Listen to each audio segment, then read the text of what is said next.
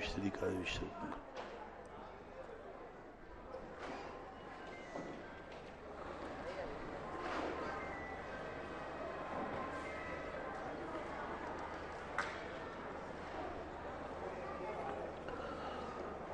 नमो अरिहन्ताणं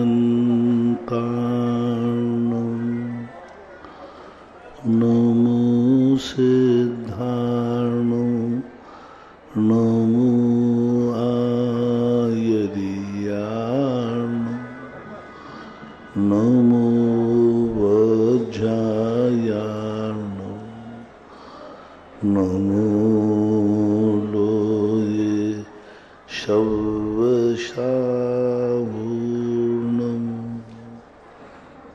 पंच परमेष्टि भगवान के आचार्य श्री गुरुवर कुंद महाराज के आचार्य श्री गुरुवर विद्यासागर महाराज की जय। परम पूज्य निर्यापक श्रवण मुनि श्री सुधा सागर जी महाराज की जय। बोलिए परम पूज्य छुल्लक गौरव श्री गंभीर सागर जी महाराज की जय। सभी श्रोतागण एवं जिज्ञासु को श्री को नमोस्तु करें। नमोस्तु महाराज जी। इक्ष्वामी महाराज जी। श्रीमती माधवी जैन बनगांव से पूछती हैं, नमोस्तु महाराज जी, कई लोग बचपन से बुढ़ापे तक घर में सारे काम सही करते हैं, परंतु उन्हें इज्जत मिले यह जरूरी नहीं है तथा घर भी नहीं छोड़ते, परंतु मंदिर में गलत कार्य करते हैं तथा कई लोग उन्हें सही करना बताएं तो वह धमकी देते हैं कि इसके पीछे हम मंदिर छोड़ देंगे तथा अभिषेक पूजन भी छोड़ देंगे और छोड़ देते हैं। घर में सही कार्य करने घर छोड़ते हैं तथा मंदिर में गलत कार्य करने पर यदि कोई व्यक्ति उन्हें सही करना सिखाए तो धमकियां देते हैं और मंदिर छोड़ देते हैं। ऐसे व्यक्तियों को क्या करना चाहिए? देखो, यदि मंदिर की मर्यादा भंग होती है तो और फिर भी वो हट करते हैं तो उनका मंदिर छोड़ देने में कोई डर नहीं है, क्योंकि उनके छोड़ देने से मंदिर की मर्यादा मौजूद रह जाएगी। व्यक्ति मंदिर आवे या नहीं आवे, मंदिर की मर्यादा का उल्लंघन नहीं होना चाहिए, अनुशासनबद्धता होना चाहिए। कमेटियां जो अनुशासन बनाती हैं उस अनुशासन में चलना चाहिए। आपको कमेटी अनुकूल नहीं है तो कमेटी बदल दो, कमेटी बदलने का अधिकार है, लेकिन अनुशासन भंग करना ठीक नहीं माना जाता। इसलिए जब भी स्थिति ऐसी बनती है तो उनकी धमकी में ना आए। एक व्यक्ति कम हो जाएगा लेकिन उसके अभाव में 10 व्यक्ति बढ़ जाएंगे। कभी कभी एक व्यक्ति के कारण से 10 व्यक्ति नहीं आ पाते, और जो मंदिर छोड़ने की धमकी देते हैं वो धर्मात्मा है ही नहीं, उसके अंदर धर्म अभी उतरा ही नहीं है।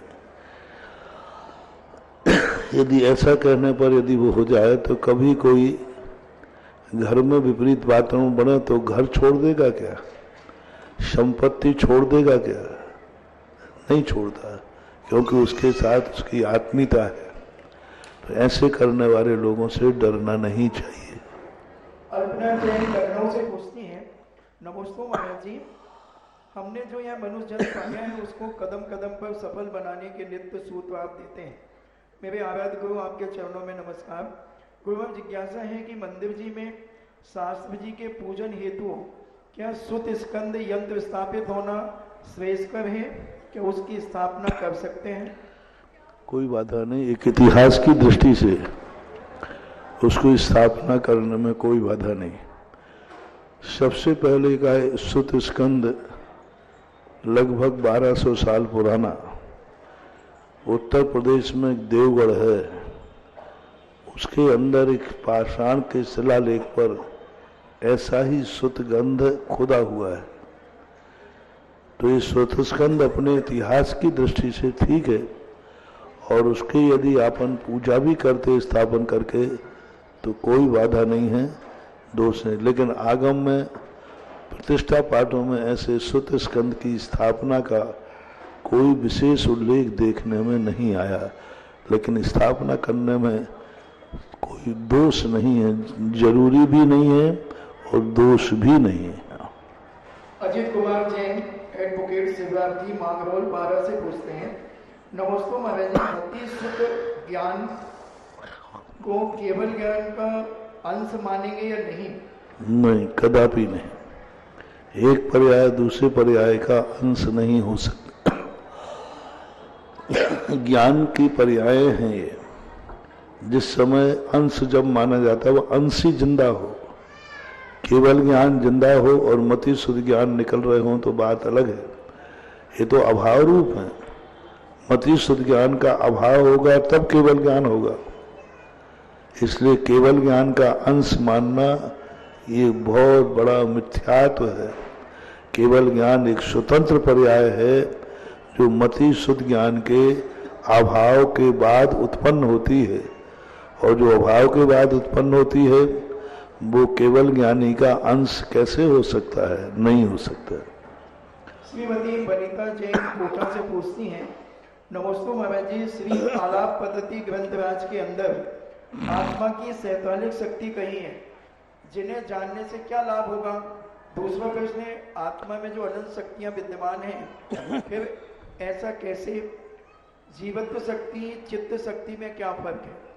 47 शक्तियों से क्या लाभ है? 47 शक्तियों को यदि हम नहीं जानेंगे तो हम पुरुषार्थ ही नहीं कर सकेंगे। हमें मालूम है कि मुझे मोक्ष जाने की शक्ति है ही नहीं, तो हम मोक्ष का पुरुषार्थ क्यों करेंगे? एक विद्यार्थी को ये मालूम है कि मैं आगे जाके ऑफिसर बन सकता हूँ, तभी तो वो पढ़ता है। शक्तियों का ज्ञान हुए बिना कोई भी व्यक्ति पुरुषार्थ नहीं कर सकता। इसलिए सबसे पहले किसी कार्य करने के पहले हमारे यहाँ द्रव्य दृष्टि कही। द्रव्य दृष्टि का अर्थ है अपनी योग्यता जानो, क्या तुम उस कार्य करने के योग्य हो? क्या आप में ऐसी शक्ति है? यदि ऐसी है तो फिर आपका निर्णय माना जा सकता है कि आप पुरुषार्थ करें। इसलिए इन शक्तियों का बहुत जरूरी है। 47 शक्तियाँ इसलिए कहीं क्योंकि हमारी मुख्य शक्तियाँ जो हमारे व्यवहार में आती हैं, इन 47 शक्तियों के प्रकट होने पर शेष जितनी अनंत शक्तियाँ हैं वे अपने आप प्रकट हो जाएंगी। 47 शक्तियों में ही सारी शक्तियाँ समाहित हो जाती हैं। जैसे उन्होंने कहा ज्ञान शक्ति, अब ज्ञान शक्ति में कितनी शक्तियां प्रकट हो जाएंगी? जितनी रिद्धियां हैं, कोष्ठ बुद्धि, पादानुसारी बुद्धि, सम्मिन्न श्रोत्रत बुद्धि, 14 चतुर्दश पूर्व बुद्धि आदि कितनी शक्तियां प्रकट हो जाएंगी। इसलिए अनंत जो है 47 क्योंकि भेदोपभेद करके अनंत बनाए गए हैं, इसलिए 47 शक्तियां जो कही हैं ये बहुत जरूरी है, अच्छी तरह समझना चाहिए। चित्त शक्ति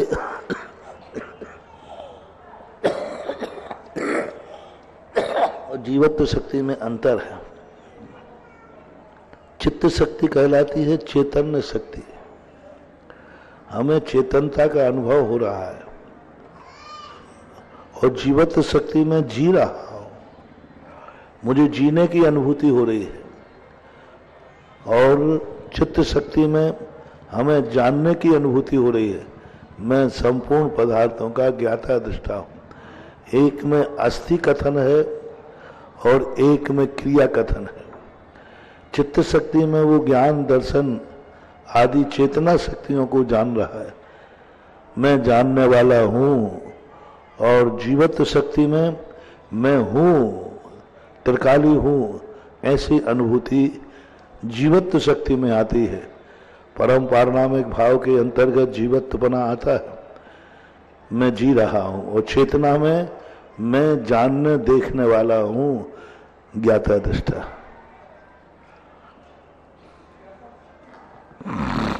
जिज्ञासा समाधान के लाइव सेशन में आप सभी का स्वागत है।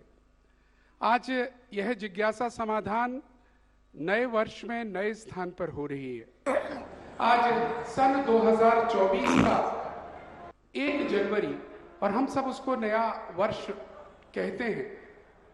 पूज्यवर ने आज प्रातःकाल कहा भी था, वैसे तो अंग्रेजी माह का दिवस है, भारतीय संस्कृति में नहीं आता है, परंतु जनपद सत्य है, इसलिए उसको सत्य माना जा सकता है और उसी वजह से हम सब लोग उसको न्यू ईयर मनाते हैं।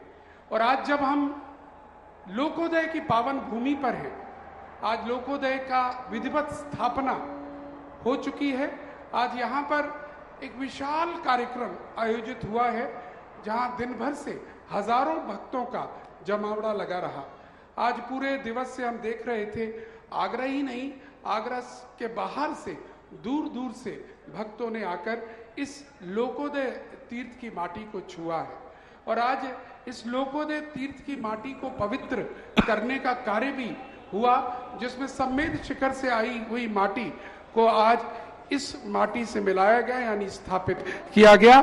आज के लिए बहुत ही महत्वपूर्ण दिवस हम सबके लिए था। आइएगा, जिज्ञासाओं का दौर है और हम सबसे पहले जिज्ञासाओं के लिए अनुरोध करेंगे श्री अर्पित जैन बारदाना परिवार आए और अपनी जिज्ञासा करें। अर्पित जैन। 2.5 लाख रुपए का तो चेक आ गया था, 3 लाख रुपए नगद देने आए हैं। मुनिश्री के चरणों में नमोस्तु, चुल्लक जी के चरणों में क्षामी। महाराष्ट्री, आज हम युवा पीढ़ी जैन धर्म की अपेक्षा अन्य धर्म से जल्दी प्रभावित हो जाते हैं। हम ऐसा क्या करें कि हम अपने सिद्धांतों से भी जुड़े रहें और अपने ऐसे युवाओं को भी जोड़ सकें? व्यक्ति क्या है कि अपनी इतनी ज़्यादा महत्वाकांक्षाएं अंदर उत्पन्न कर लेता है कि जिनकी पूर्ति करने का सामर्थ्य नहीं है, और उनकी इच्छा पूर्ति के लिए कोई भी यदि उसको बुलाता है तो वो दौड़ जाता है। यदि विद्यार्थियों से कहे, कोई पेपर देने जा रहे हो और उनसे कहे कि देखो भाई यहाँ आओ, एक गधा खड़ा है, इस गधे को यदि अगरबत्ती लगा दो तो पेपर अच्छा जाएगा, पास हो जाएगा, सारे विद्यार्थी लगा देंगे, क्योंकि सब डरे हुए हैं क्या पता पास हुआ कि नहीं, कैसा पेपर आया। तो ये है, ये सब प्रलोभन होते, और जैन दर्शन प्रलोभन नहीं देता। वो कहता है तुम्हारी योग्यता के अनुसार कार्य होगा, हम तुम्हें प्रलोभन नहीं देंगे, हम तुम्हें आश्वासन नहीं देंगे, हम तुम्हारे कार्य को करने के लिए तैयार नहीं होंगे। ये ऐसी सत्य घोषणा करता है। और दुनिया के लोग बुलाते हैं कि आओ मेरे पास आ जाओ, मैं तुम्हारे सारे कार्य सिद्ध कर दूंगा, सब कार्य तुम्हारे हो जाएंगे। ऐसा करने से व्यक्ति वही जाते हैं और जाने के बाद वो लुटपुट करके वापस लौटते हैं। और जैन दर्शन वो ऐसी परिणति करता है कि तुम अपनी खुद की शक्ति जागृत करो, और स्वयं की शक्ति कभी धोखा नहीं देती, ऐसा मानना चाहिए। नमोस्तु महाराज श्री। चलिएगा, अगला प्रश्नकर्ता के रूप में आवाज देना चाहेंगे ज्योति जैन लोहाड़िया बेलनगंज। आए और अपनी जिज्ञासा प्रस्तुत करें। शीघ्रता से उन तक ये माइक पहुंचवा दीजिएगा।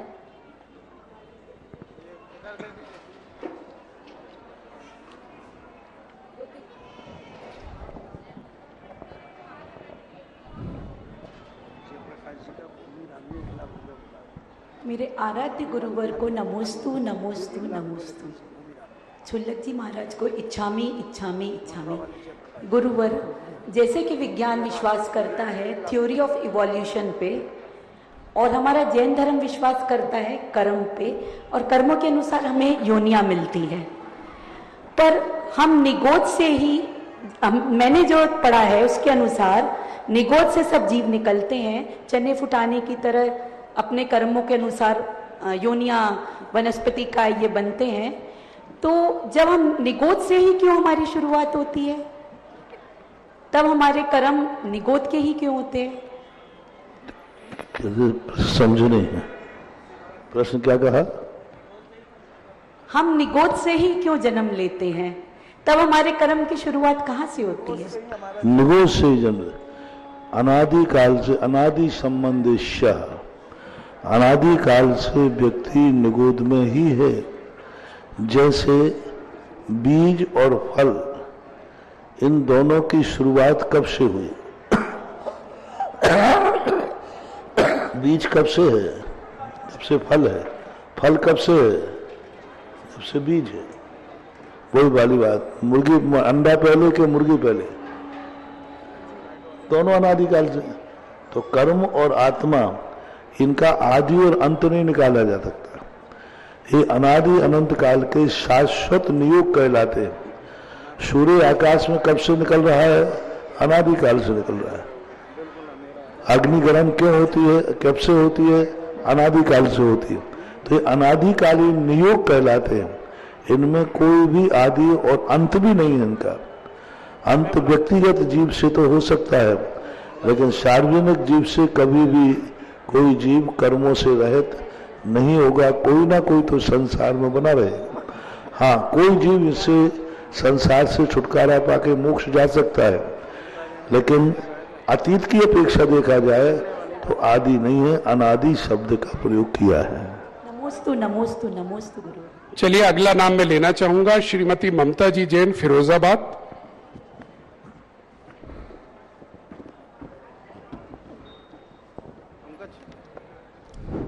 नमोस्तु महाराज जी, नमोस्तु महाराज। शुल्लक जी को मेरा इच्छा महाराज जी, मेरा मेरी समाधान है कि भरत क्षेत्र में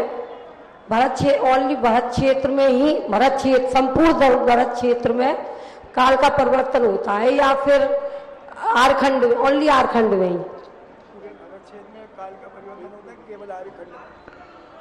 भरत क्षेत्र में जो परिवर्तन है मूल रूप से सभी पूरे में, कुछ चीजें ऐसी हैं जो अपरिवर्तनशील हैं, जो मलेक्ष खंडों में नहीं होती है। लेकिन उम्र आयु तो मलेक्ष खंड में भी परिवर्तन होता है, क्योंकि आदिनाथ के समय जो चक्रवर्ती रहेगा उस समय 500 धनुष की काया होगी, तो वो 6 खंड जीतेगा। बाद के चक्रवर्तियों की आयु उम्र हाइट घटती जाएगी, तो मलेक्ष खंड के जीव भी उसी प्रकार के होंगे। इसलिए परिवर्तन पूरे भरतई रावत और वृद्धि है समयाभ्याम। भरत और ऐरावत में मलेक्ष खंड में काल की अपेक्षा से ऐसा हो कि किसी काल में तीर्थंकर ना हो, किसी में ना हो, तो वहां पर जो काल की अपेक्षा से सदा एक सी क्रियाएं बनी रहती, लेकिन परिवर्तन वृद्धि और ह्रास वहां भी होता है। अगले प्रश्न के लिए आवाज देंगे नमन जैन, नेहरू नगर, आगरा। आए नमन जैन।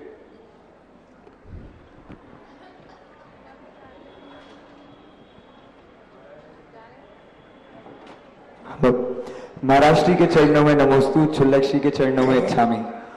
महाराज जी, आज जैसे कि नया साल है और बहुत ही जोश हम युवाओं में खास करके है, क्योंकि ये लोकोदय सिद्ध क्षेत्र की भूमि आगरा के लिए नहीं बल्कि पूरे विश्व के लिए एक बहुत ही बड़ा एग्जाम्पल बन रही है, क्योंकि ये ताप से टक्कर लेने वाला जो क्षेत्र बन रहा है। सो महाराज जी, मेरा बस यही प्रश्न है कि इस साल जो अब नया साल ये आ रहा है, मैं ऐसा क्या नियम लूं या मैं ऐसी क्या अपने जीवन में भूमिका आगे के लिए निभा सकूं या इस तीर्थ क्षेत्र के लिए काम आ सकूं, यही मेरा शंका है महाराज जी। आज जो 1 जनवरी को जो यहाँ का माहौल देखा, हर व्यक्ति के चेहरे पर एक ऐसी उमंग थी कि इस साल मैंने जिंदगी में पहली बार नई साल में कुछ नया किया है, और आज ऐसा कुछ नया इतिहास रचा गया जो सुबह से लेकर शाम तक हजारों 10,000 से ऊपर की संख्या तो भोजनशाला से ही पता चल जाती है।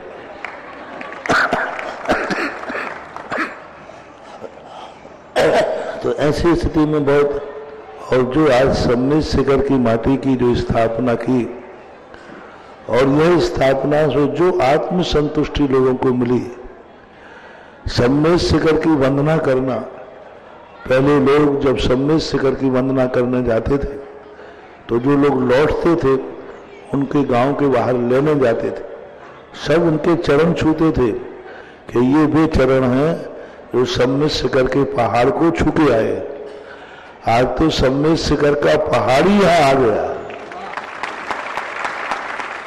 और सम्मेद शिखर की जो घाटी में आज स्थापना की, इस स्थापना में जिन लोगों ने भी किया है उनके लिए एक शाश्वत कुछ ऐसे संस्कार आत्मा में प्रकट हो गए कि साल भर में कई निमित्त मिलेंगे उन्हें बिगड़ने के, लेकिन जिन्होंने ये माटी स्थापित की वह उनको बिगड़ने नहीं देगी। हमने कल भी कहा था, अपने बच्चों के नाम, बच्चे बाहर पढ़ रहे हैं उनके नाम, अपने रिश्तेदारों के नाम, अपने ऐसे मौका, और वो भी 1 जनवरी को मिल रहा है तो चूकना नहीं चाहिए। और आज लोगों ने घर में 10 लोग थे, 11 लोग थे, उन हिसाब से हमने माटी को ले जाते देखा। कोई 5 लोग ले जा रहा, कोई, मैंने कहा भाई तेरे यहाँ तो 5 ही लोग हैं, तुम 11 कैसे लिए? बोले 5 तो हमारे यहाँ 6 रिश्तेदारों के हैं। मुझे बड़ी खुशी हुई कि लोगों ने अपने रिश्तेदारों को भी, भले वो उपस्थित नहीं थे, लेकिन किया। और आज जो स्थिति, आज प्रथम 5 कलशों को स्थापना करने का जो जोश था, वो विधान के इंद्रों की बोली भी फीकी पड़ गई इंद्र के कलशों के सामने। तो लोग महत्व समझते हैं कि कहाँ किस प्रकार की स्थिति, और आज जो कुछ किया, ये ध्यान रखना महानुभाव, इस माटी को घर नहीं ले जाना है। इस माटी को कई लोग घर ले जा रहे हैं, घर नहीं ले जाना है, ये माटी यहीं स्थापित करना है। मैंने कहा ना कि माटी में कुछ अलग गुण होते हैं। यही माटी जब धर्म क्षेत्र में रहेगी तो धर्म को कई दूना दिन दूना रात चौगुना बनाएगी। अनाज घर के आंगन में नहीं बोना है, अनाज खेत में बोना है। घर के आंगन में तो जब खेत में से पककर के फसल आए तो उसे खजांचे में रखना है। जो ज्ञानोदय तीर्थ क्षेत्र में आप लोग जो बो रहे हैं, अब इसकी जो फसल आपको मिलेगी साल भर और हमेशा, उस फसल की जो आमदनी होगी वो तुम्हारे घर में जाएगी, उस घर के तुम मालिक होगे। और अभी आज जो स्थिति थी, बहुत सारे लोग लेट हो जाने के कारण से कई लोग चले भी गए, लेकिन वो कलश लेके गए। कई लोग कभी कलश ले गए और कल लेकर आए, नहीं बोले आज नहीं मिल रहा है, समय नहीं है, कल आएंगे। अभी 7 दिन तक निरंतर यहाँ सम्मेद शिखर की माटी के कलश स्थापित किए जाएंगे। आज में लगभग 4 से 5 हजार कलशों की स्थापना हुई और अभी 7 तारीख तक आप लोगों को कलश स्थापित करने की, क्योंकि कोई भी चीज होती है उसका समय होता है। प्रथम हफ्ता अभी नई साल का ही माना जाएगा। ऐसे दिवाली वगैरह होती है ना, रक्षाबंधन, तो आप लोग रक्षाबंधन के बाद भी अष्टमी तक रक्षाबंधन मनाते रहते। इसी प्रकार अब जो नहीं कर पाए हैं बाहर के लोग, अभी भी कलश स्थापन, अभी भी वो भंडारा खुला रहेगा जहां पर आप अपनी स्थापना कर सकते हैं। देखो, जो दीपक को बचाएगा वो दीपक तुम्हारे दीपक को भी प्रज्वलित करेगा। आज ऐसे तीर्थों के साथ आप ऐसी सद्भावना करेंगे तो ये तीर्थ कल के दिन तुम्हारी भी रक्षा करेंगे। धर्म रक्षति रक्षतः, जो धर्म की रक्षा करता है धर्म उसकी रक्षा करता है। अपने आप मत समझो महानुभाव कि ऐसे ही धर्म हमारी रक्षा करेगा, नहीं। आप धर्म के साथ जितना करोगे धर्म उतना तुम्हारे साथ करेगा। इसलिए आज सब लोगों को ऐसे, और संकल्प नियम की बात जो आई, सबको यही बात सोचना चाहिए, जब तक ये तीर्थ पूर्ण नहीं होगा हम कोई ना कोई नियम ले लें। एक नमोकार मंत्र की माला फेरने का ले लें, कोई वस्तु के त्याग करने का ले लें, लेकिन ध्यान रखना ये मंदिर नहीं बन रहा है, ये तीर्थ बन रहा है। इसमें समय तो लगेगा।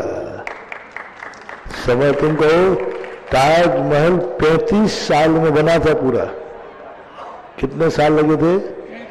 35 साल लगे थे। तो कोई तीर्थ बनना है तो तुम ये नहीं कहना कि कल तो आज हम करके आए, कल क्या हुआ, अभी टाइम तो इसमें लगेगा। आज ज्ञानोदय तीर्थ देखो, सन 1995 में शिलान्यास हुआ था, 30 जून को हुआ था। 95 में शिलान्यास हुआ था, लेकिन पहले लोग, कई पहले साल में तो लोग कहने वाले गया, सब ढप हो गया। जो मजे लेने वाले होते ना, वे उनको मजा बनते हुए नहीं आता, उनको मजा कब आता है? रुकते हुए वो बड़े खुश होते हैं। देखा, मैंने पहले ही कहा था कुछ नहीं हुआ। पता नहीं कैसे लोग हैं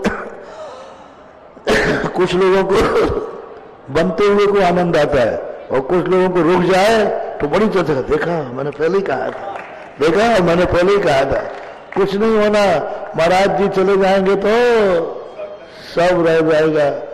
ऐसे कोई लोग मजे लेते हैं, ये कुछ दिन के लिए मजे लेते हैं। अब ज्ञानोदय तीर्थ मन हुआ, वे बेचारे मुंह भी नहीं दिखा पा रहे किसी को। कोई भी चीज के हर चीज में समय लगता है, लेकिन समय यदि शुरू हो गया तो ये निश्चित समझना चाहिए एक दिन कलशारोहण होगा ही होगा। और जो काम अच्छी तरह शुरू हो, अच्छे समय पर शुरू हो, तो वह काम अच्छा और बहुत जल्दी शीघ्र भी होता है। लोकोदय तीर्थ क्षेत्र एक ऐसा जिस दिन सारा विश्व नया जीवन मान रहा हो, जनपद सत्य, सारा विश्व आज उमंग से जी रहा हो, सारे विश्व के अंदर आज एक नई लहर हो, और ऐसी सद्भावना के दिन इस क्षेत्र में अपना नया रूप प्रारंभ किया है, तो नियम से ये विश्व को ऐसे ही आनंद देगा जैसे 1 जनवरी विश्व को नए रूप में आनंद देती है। सारा विश्व 1 जनवरी को एक नए रूप में देख रहा है। एक आनंद की लहर होती है, सुबह से रात के 12 बजे से शुरू हो जाती है। ऐसी आनंद की लहर, तो मेरी भावना है, धारणा है कि एक दिन यह क्षेत्र भी सारे विश्व को आनंद देने वाला बनेगा, और हर विश्व कहेगा कि मैं वहां गया था जहां ऐसा आनंद आया, ऐसा क्षेत्र बना। और ये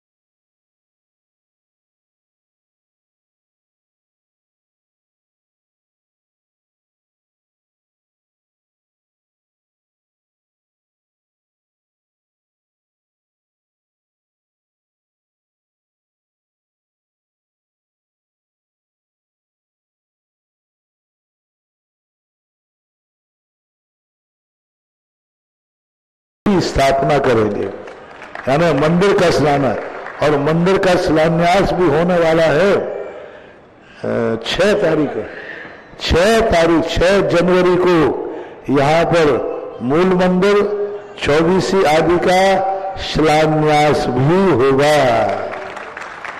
हाँ, आज अब विधिवत तुम कर देना गुरुसाहब, अब प्रसंग में आ गया तो 6 तारीख को बहुत अच्छा उस दिन ये सारे बहुत ऐतिहासिक रूप धारण करेंगे। सब 24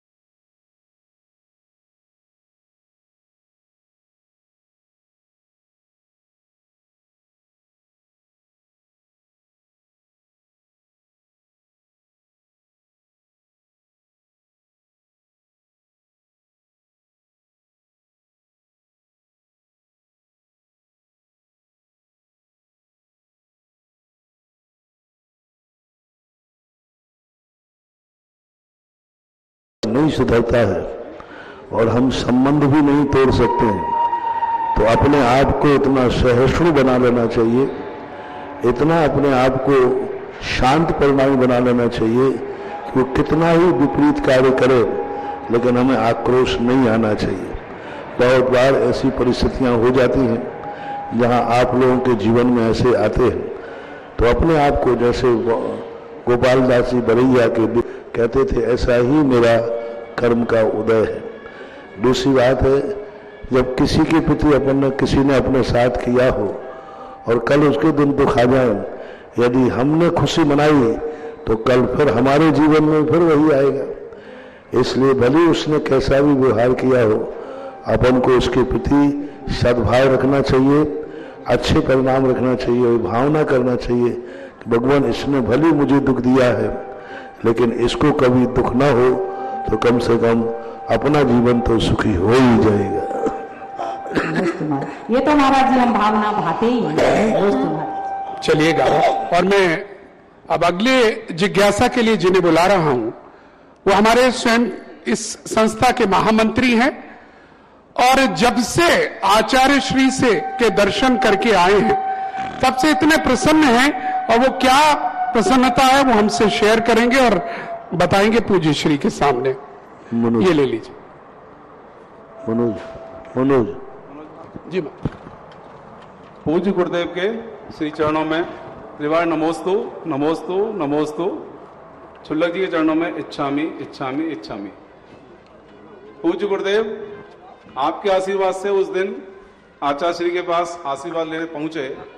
आचार्य श्री ने बहुत ही शानदार तरीके से, बहुत ही हंस करके आशीर्वाद तीर्थ क्षेत्र के लिए दिया और बहुत ही प्रसन्न थे। जब आचार्य श्री को जब हमने देखा, जैसे तीर्थ क्षेत्र की बात की कि गुरुदेव ने ऐसे तीर्थ क्षेत्र संकल्प लिया लोकोदय, एक तो नाम सुनकर के बहुत प्रसन्न हुए, उसके बाद में भरपूर आशीर्वाद आपको खूब दिया, क्षेत्र को दिया, और उनकी प्रसन्नता से आज दिख रहा है हमारे को, जो आज आपने जो मतलब लोगों के जो वहां पे था कि नहीं बनेगा नहीं बनेगा, 4-5 महीने तक उहापोह की स्थिति थी, लेकिन सब कुछ आज जो विराम लगा और जो जबरदस्त आपने जो प्रोग्राम किया आज की डेट में वो अकल्पनीय था गुरुदेव। और आपके अंदर इतनी ठंड में हमने बहुत, पूरी कमेटी ने आपको कोशिश करी घुमाने की कि गुरुदेव बहुत ठंड है, कोहरा है, दिख नहीं रहा, लेकिन आपके अंदर जो इतनी प्रबल शक्ति है वो गुरुदेव कहां से आती है कि आप किसी की नहीं सुनते हो। आपने सीधा सीधा बोला नहीं कुछ नहीं, उसी तारीख को होना है। और गुरुदेव आज इतनी प्रसन्नता हुई है इस प्रोग्राम को देख करके, पूरे देश में एक ही नाम है लोकोदय, लोकोदय सिर्फ ये। तो गुरुदेव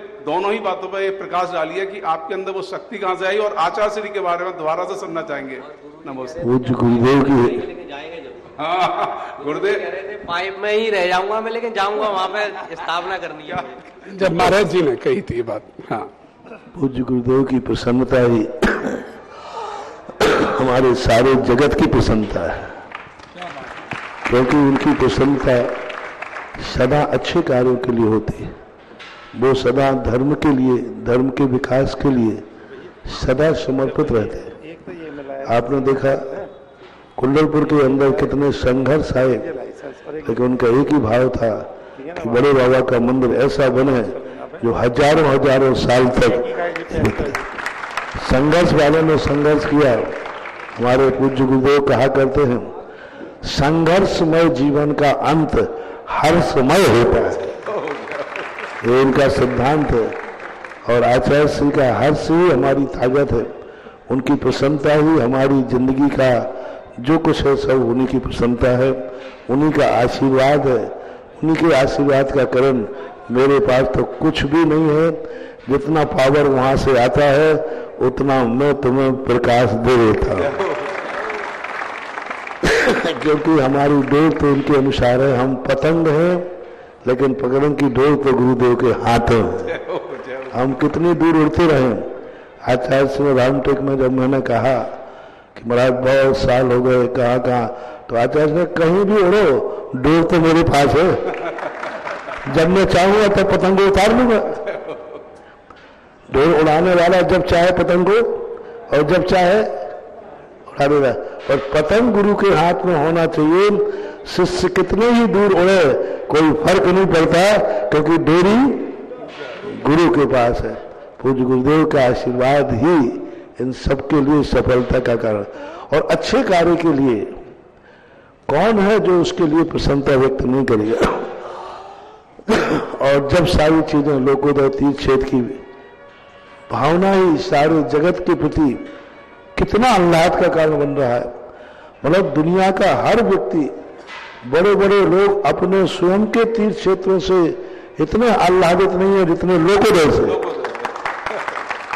बड़े बड़े तीर्थ क्षेत्र कमेटी वाले कह रहे हैं लोकोदय के प्रति जो गर्व है, अभी तक इतना गर्व किसी भी क्षेत्र कमेटियों को अपने अपने तीर्थ क्षेत्रों पर नहीं है जितना लोकोदय के प्रति उनका गर्व महसूस हो रहा है कि हमारे भारत का एक ऐसा रूप बनने वाला है।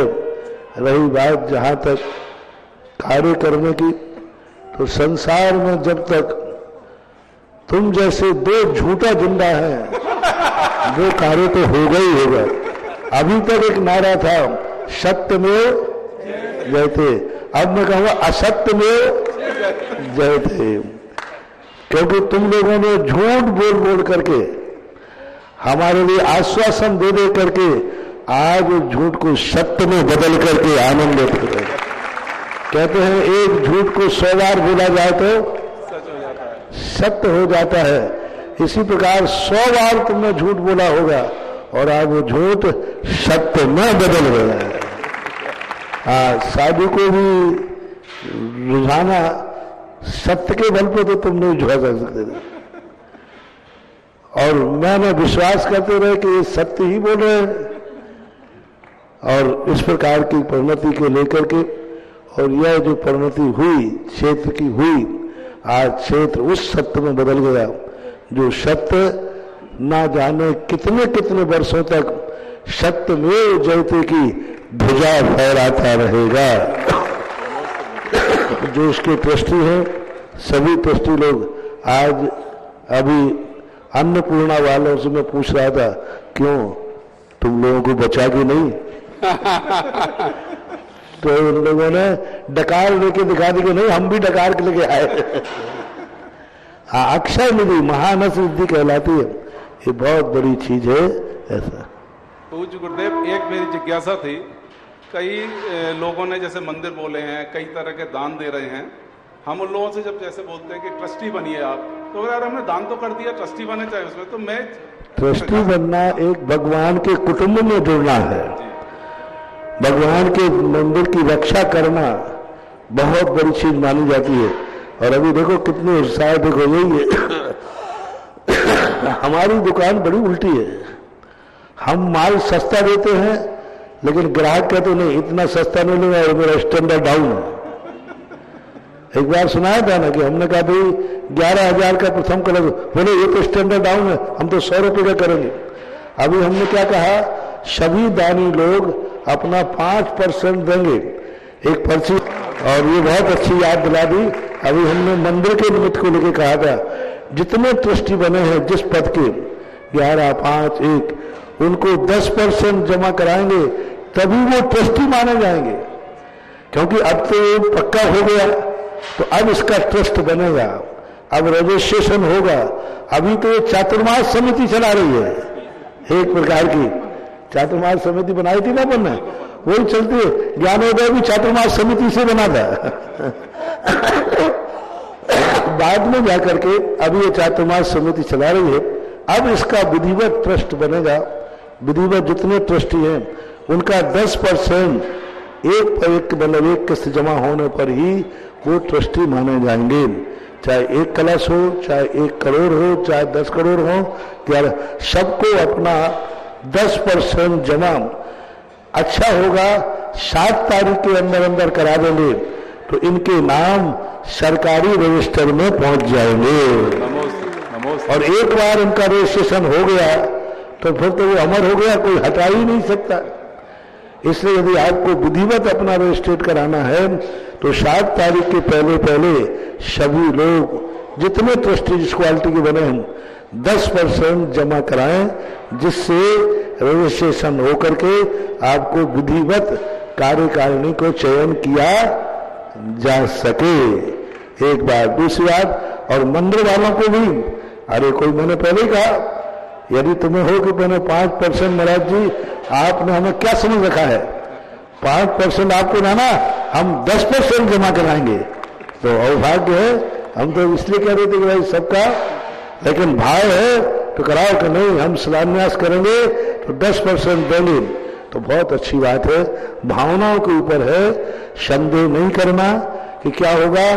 अब ये तुम्हें तो पिछला रिकॉर्ड मेरा मालूम है, जहां मैंने शुरुआत की है आज तक वहां का कार्य कोई रुका नहीं है। देर भली होती है, वो देर इसलिए होती है अच्छे के लिए, लेकिन रुका नहीं, वो काम सब होते हैं। तो अच्छा है, ट्रस्टी लोगों के लिए नियम बन गया 10%, वो तो कानूनन है, विधिवत है, कानून के अनुसार उनको 21-10% की देना ही होगी। और 7 तारीख तक देते हैं तो बहुत अच्छा। और जो शिलान्यास वाले हैं ये 6 तारीख के पहले जमा कराएं, जिससे खाली हाथ उनका शिलान्यास ना हो। आप विधिवत कर रहे हैं, क्योंकि हमारी घोषणा 2 नंबर की मानी जाती है और मनोज बाबू करते हैं तो 1 नंबर यानी कमेटी की मानी जाती है। चलिएगा, घोषणा आज हो गई है और ये पूरे देश के ट्रस्टी सुन लें। जितने भी ट्रस्टीज बने हैं, चाहे 1100 कलश के, चाहे 500 कलश के, चाहे 100 कलश के, उन सबके लिए अनुरोध है 10% राशि हम सबको डिपॉजिट करनी है 7 तारीख से पहले। और जिन लोगों ने जिन मंदिर दान के संकल्प लिए हैं उनके लिए 5% की राशि मिनिमम कहा गया है। बाकी जैसी उनकी श्रद्धा, भूदान के लिए जिन्होंने राशि लिखाई है उनको भी 5% राशि खाता खोलिए। अब ऐसा नहीं कि डिक्लेयर हो गया, टीवी पर हो गया और फोन पहुंचेगा आपके यहाँ। 5% राशि भेजकर अपना अकाउंट पक्का करिए, जिससे वो अकाउंट चाहे वो 8 वर्ष में जमा करना है कोई इश्यू नहीं है, जमा होगा, लेकिन प्रथम 5% आपका आ जाना चाहिए, तभी वह आपका माना जाएगा। मित्रों, आज का दिन बहुत उत्साह पूर्वक है, समय अधिक नहीं है, यहीं पर रैप अप करने का टाइम हो रहा है मेरे लिए, लेकिन अभूतपूर्व नववर्ष मनाया है। अपने जीवन में हमने कई नववर्ष मनाए, लेकिन कभी तीर्थ का निर्माण करने का संकल्प लेकर नई भूमि की स्थापना करने पर कभी भी हमने नववर्ष नहीं मनाया। आज का नववर्ष सभी के लिए शुभ हो और हमारे लोकोदय के लिए तो यह स्थापना दिवस है। जब जब 1 जनवरी आएगी तब तक गुरुवर की याद आएगी, जब जब 1 जनवरी आएगी लोकोदय पर हम आएंगे, क्योंकि यह हमारा स्थापना दिवस बन गया है। आगरा ही नहीं, भारत के लिए तीर्थ बन गया। यहीं पर इस कार्यक्रम को समापन की ओर ले जाते हुए आरती के लिए अनुरोध करेंगे। आरती के लिए कौन सौभाग्यशाली होगा जो आज आरती करना चाहेगा? आरती पुजारी जी आरती बना के भेज दे। हाँ, 11,111 रुपए। कोई आरती करने के अगर सौभाग्यशाली हो तो कृपया अपना नाम लिखाइएगा। लाइव में आरती है, 11,111 रुपए। शीघ्रता से अपना नाम लिखाइए जिनको आरती करने का सौभाग्य यहां पर हो रहा है। कृपया शीघ्रता से नाम लिखाएं। मात्र 11,111 रुपए। जो बढ़ावे सो पावे, या 11,111 रुपए, जो भी आपके भाव आ रहे हैं। एक नाम आ चुका है, नीरज जी जैन नारेली का नाम हमने नीरज जी आया का आ चुका है। और किसी के भाव हो दूसरी आरती भी दे सकते हैं। भैया आरती ले आइएगा। यहाँ पर नीरज जी जैन नारेली की प्रथम आरती है। और किसी के भाव हो हाथ खड़ा कर दे, वो आरती का सौभाग्य। आज प्रथम 1 जनवरी लोकोदय और ये पावन दिन। दूसरा नाम भी नीरज जैन का ही आया, लेकिन वो आगरा के हैं, जिंदानी चैनल के हैं। नीरज जैन नारेली, नीरज जैन आगरा। और भी किसी के भाव हो रहे हैं, आज 1 जनवरी सेलिब्रेट करना चाहते हो तो आरती करके। हाँ जी, किस नाम से? वर्धिनी जैन अलीगढ़। क्या बात है। 3 आरती के थाल पुजारी जी शीघ्रता से लाइए। आरती के थाल एक आ चुका है। पुजारी जी मेरी आवाज पहुंच रही है, शीघ्रता आगे बिल्कुल आगे।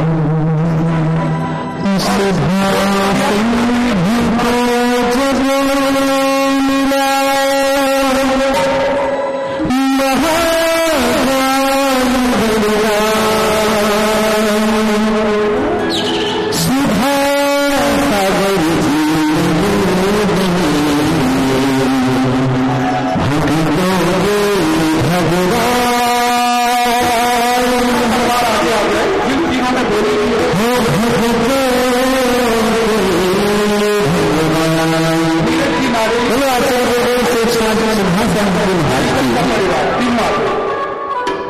संत शिरोमणी आचार्य शिक्षण विद्यासागर जी महाराज आई, ज्ञापेश्वर पूर्व संस्थान सिंहासागर जी महाराज आई, जब हमारे जो हमारे चैनल के डॉक्टर साहब हम सब लोग मिलकर के बड़े भाव